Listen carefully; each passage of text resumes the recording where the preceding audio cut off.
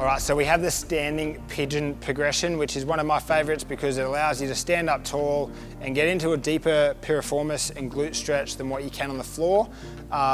Typically what we see wrong with the pigeon stretch is people allowing themselves to get their heel too close to their groin and cutting off that angle. So they go more into that sort of style of stretch as opposed to creating a right angle. So what we're gonna do is we're gonna place our heel on a corner of the box, and then we're gonna place our knee on the opposite corner of the box. So you can see a straight line from the tibia.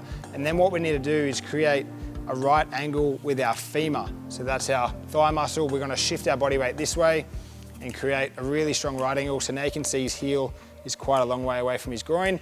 And then we're gonna square off the hips. So trying to roll the hips forward and square off at the shoulders, creating really nice straight lines. Now, he's gonna be feeling this through his glutes and through his piriformis, which is what we want to target. And then to increase the intensity of this stretch, we're gonna pull the knee back, push the knee down, and then try and lean as far forward as we can, creating that drive through the back of the glutes and the hip.